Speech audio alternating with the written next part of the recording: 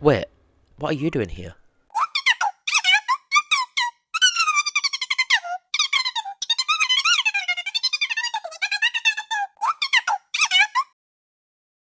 Oh, you're right, that did happen. And then everyone kept on saying you was OP, and it just kept on getting worse. And people still say you're OP. The Night Countess released in PTB the 1st of July 2025, alongside the other characters in the Nobody's a Hero chapter. She released with an incredibly overtuned state with 7 speed. That is the fastest speed any killer has gotten. She also released with, I think, an 8 terror radius. Again, the smallest terror radius in the game. She automatically just hit everybody's radar, and no one ended up caring about the people's hero. Everyone just focused on her. So, what were the main issues with the Night Countess when she was first released? The biggest and most prominent issue was that she was overtuned on release. What do I mean by this? A lot of the numbers she had at the beginning of existing in Daybreak, a lot of the numbers she originally had were incredibly high and way too much. The best examples of this is, like I said before, her speed and her terror radius. Although I want to get onto her terror radius a little bit more later on. Her original orb was incredibly strong. The intervals between getting frozen were so short that to the point where often you'd feel like you're just stuck there and you're not able to actually move. Obviously you was. However, you'd be stuck more than you could actually move, which was very, very strong. At the start, both her passive and her ability were both regarded as really big issues and way too strong. In my opinion, I didn't think the passive was too strong, however, people did. Why was it too strong? Well, you was able to teleport to any vault and it had a really big range.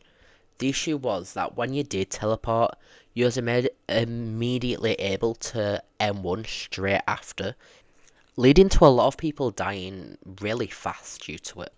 It also had a very, very short cooldown and a really low amount of stacks what you needed to get through chase. Only, I think, 20, which could be gotten really fast, leading to chases ending incredibly fast, before they even really begun, to be honest. Then her active. I already mentioned why her active was an issue, but let's go into a bit more detail. For starters, as I said, the freezing intervals on the actual orb, it was way too fast and it felt like you were stuck a lot of the time and you just wasn't able to get out of it. And it was a completely guaranteed hit. Another thing, the size was a bit too big. It was able to go, like, you'd be able to block someone off from another floor and you'd be able to just completely block a hallway. While it's the same now, due to the freezing intervals being a lot more spaced out, it's easier to get away from. So, those being the issues which were complained about the most and which eventually were changed in some way. I'm going to go over the updates and what changed about her. And while I do, I'm going to explain what I think makes sense, what should have been different, and stuff along those lines. On the first day, she was already hit with a nerf. This nerf being her speed reduced down to 5.5, which is much more in line with the other killers. This was an incredibly good change, and one of the better changes the Night Countess has gotten. And I think there's nothing really to add.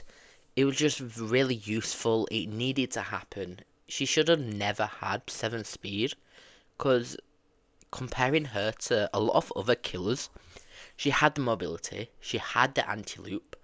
There wasn't really a reason to give her 7 speed. The next day, the Night Countess again got a nerf. Her terror radius was reduced down to 6. Her active radius reduced from 18 to 10. And then the stacks needed for teleport 15 to 20. So I was wrong. It was only 15. Terror radius reduction. I want to talk about that and why I think that's more of a buff than an actual nerf. So, her passive, right? She gets her stacks from her passive while in chase. If you have a smaller terror radius, it's going to take a lot longer for you to actually reach that chase, for you to actually start getting the passive stacks. And it's a lot more likely that you're going to end up accidentally leaving chase somehow. While it makes it harder to actually do stealth play, in the grand scheme of things, when it comes to being just better, stealth doesn't matter too much. And normally you just, survivors are able to tell where you're coming from, different stuff like that. And as a whole, terror radiuses in Daybreak aren't the best. You're able to see them through the wall, which kind of makes it a bit redundant, and just makes it a lot easier to actually track where you are, considering how a lot of maps are closed and stuff like that. The stack nerf was a good one, I think. Forcing you to be in chase longer just so you could use your passive. I think that's a good change. Good change. The active radius reduced though. That wasn't an amazing change. It made the ability incredibly difficult to actually do anything with. And then on the same day, she got another nerf. Is now slowed and unable to attack after passive activation for 1.25 seconds to give survivors breathing room. And then a 20.25 second increase to the timer before you can be stunned again, allowing more opportunity to escape her evil dome. The second change, really good, I think. I know it was a good change. The first one though, I don't. The ability itself was not. No, it was incredibly good. However, at the same time, it still required some level of skill, as you're able to just bait it as survivor, or bait it because of the fact that there's such a long wind up for you to actually start vaulting. It wasn't all that difficult to bait, and not only that, it was more of a skilled ability. Not many people were actually gonna be able to get the hit, and a lot of people may even just mess it up sometimes. Then on the 3rd of July, she got a buff.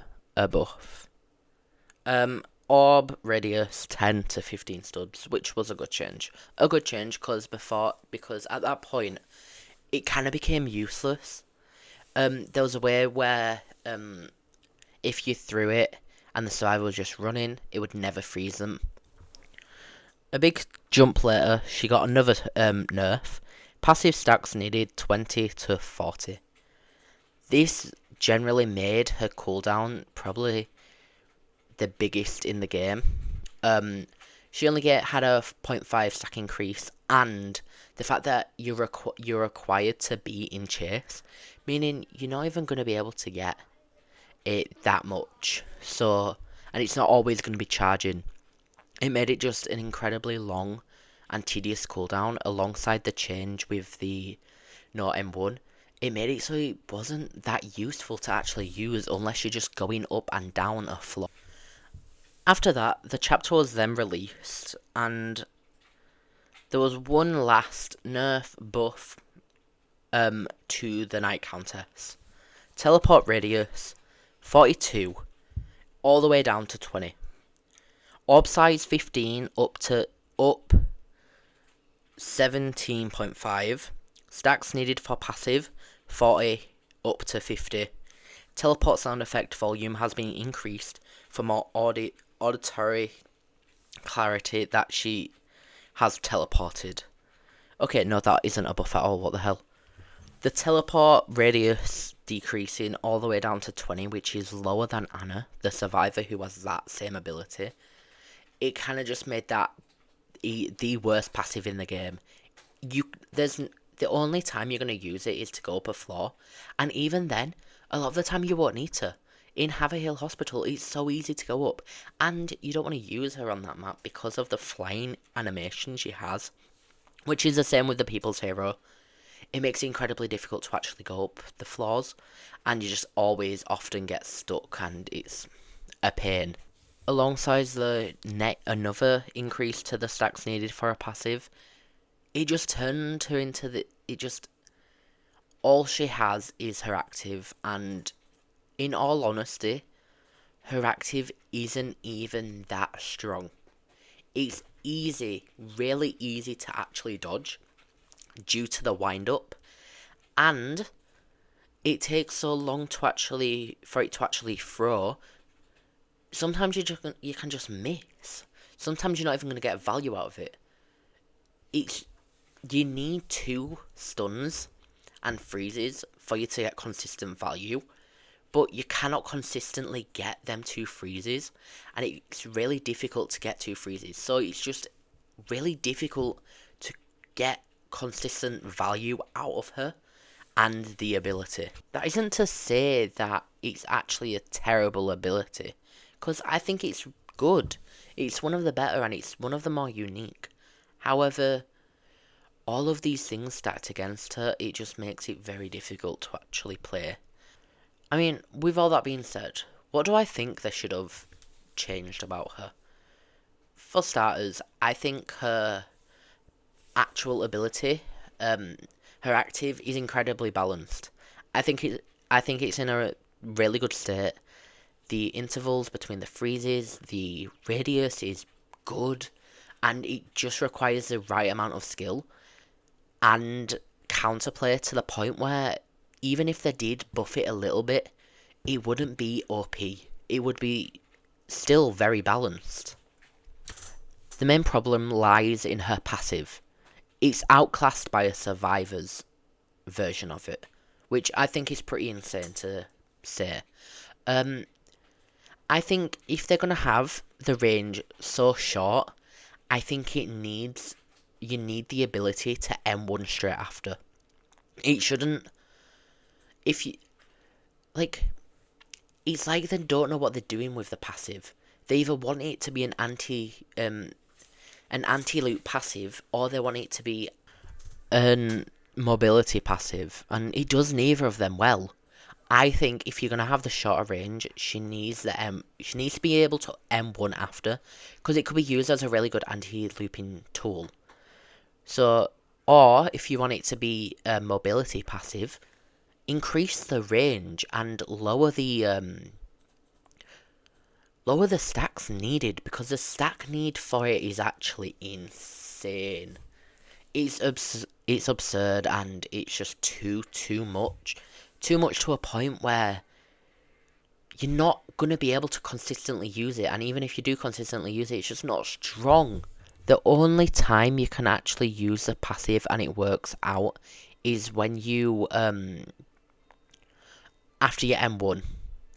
The only time, and yeah, the passive is her biggest flaw in a kit, and if she had a better passive, or even if the passive was buffed just to be anti-loop, because that's the way they want to go with the game.